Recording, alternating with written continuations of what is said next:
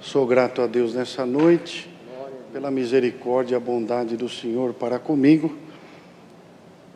Ter nascido num lar cristão por misericórdia, ter me guardado do mundo, do pecado, ter feito uma promessa aos meus pais, que o Senhor iria nos guardar e nos abençoar.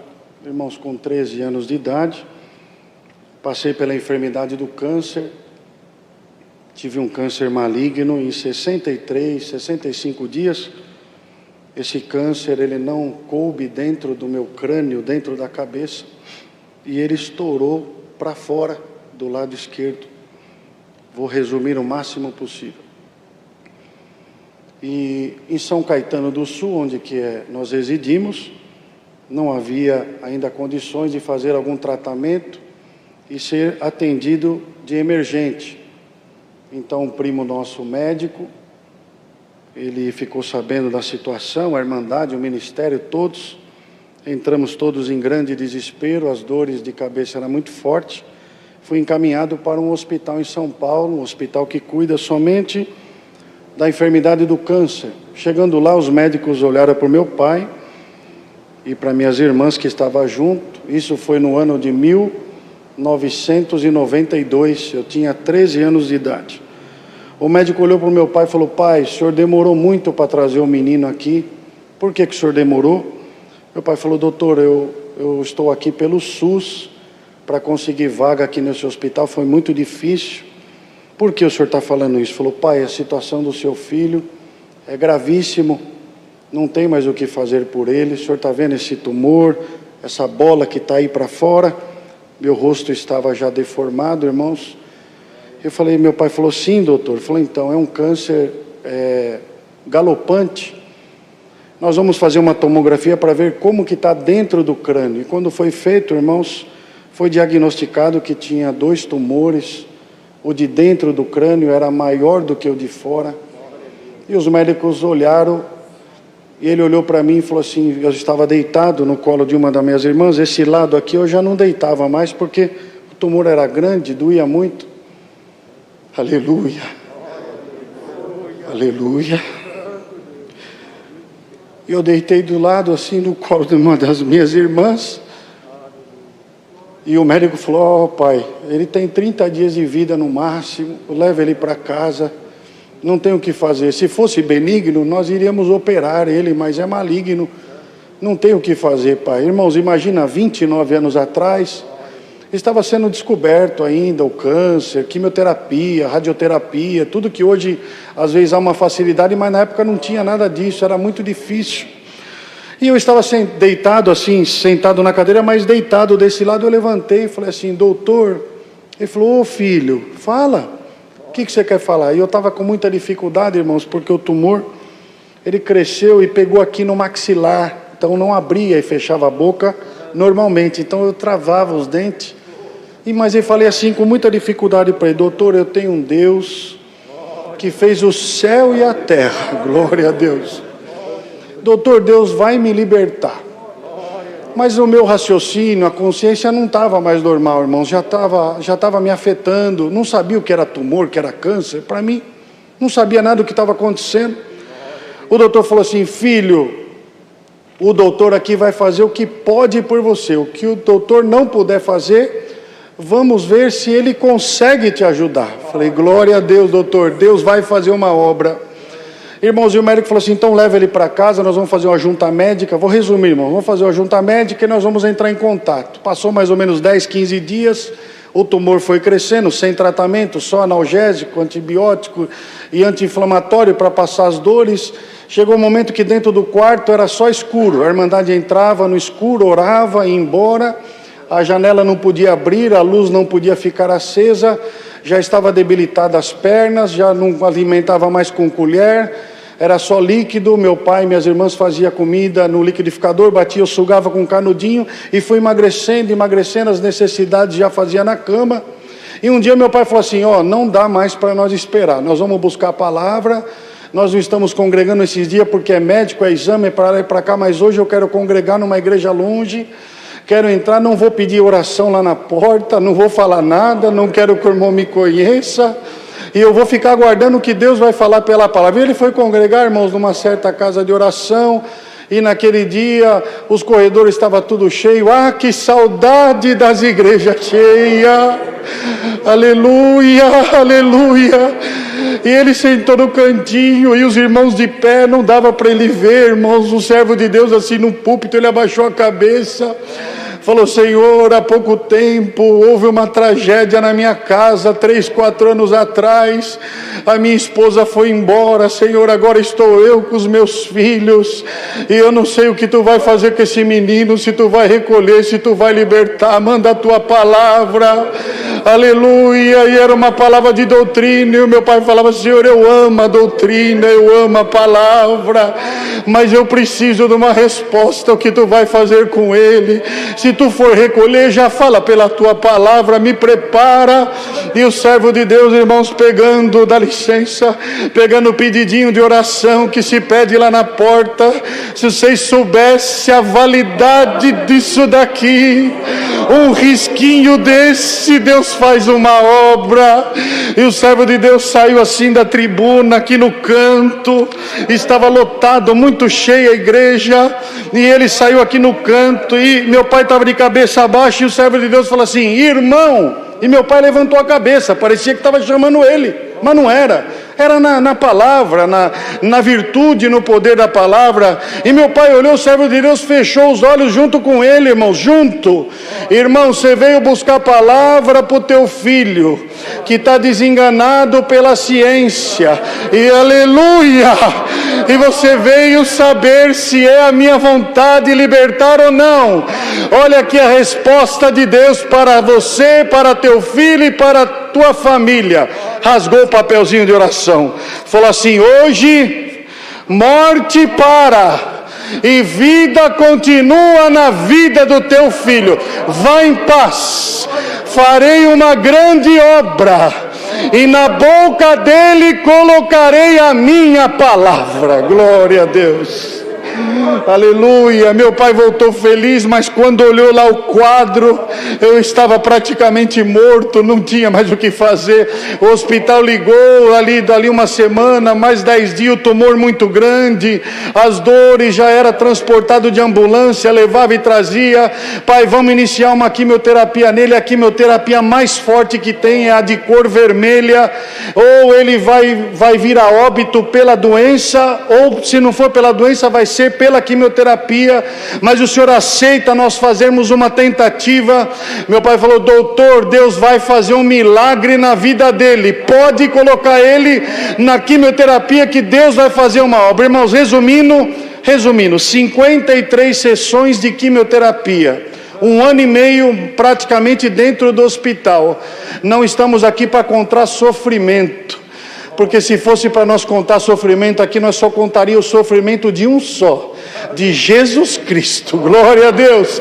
Mas estamos aqui para glorificar o Senhor. Passou todo esse período, e eu agradeço a Deus, já se completou 29 anos. Depois passei por uma cirurgia aqui no crânio, muito profunda, tirou o osso aqui desse lado, eu não tenho movimento aqui de sobrancelha, nem daqui da minha lateral, mas não tem problema.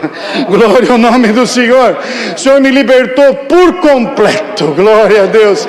Depois me deixou eu tocar na sua orquestra, e também nos colocou como auxiliar de jovens. 19 anos preparou meu matrimônio, não poderia ser pai, Deus nos deu 2 filhas, uma já vai fazer 19 anos, a outra 15 anos, aleluia. E Deus falou na palavra naquele dia para o meu pai: o mundo saberá um dia da obra que eu farei na vida do teu filho. E hoje se completa esta palavra de 29 anos atrás. Bem-aventurado é aquele que acredita na palavra. Depois, em 2008, nos chamou para o ministério de diácono. O Senhor nos deu a graça, eu ainda tinha 28 anos de idade, e ali o Senhor começou uma obra maravilhosa. A primeira obra, vou resumir, mas está todo mundo em casa, irmão Hélio, A multidão precisa ouvir o milagre e a obra de Deus. Eu vou resumir rápido, irmãos. Aleluia. Um dia em 2008, quando saiu o tópico em 2008, os atendimentos das calamidades que poderia vir a haver no nosso país.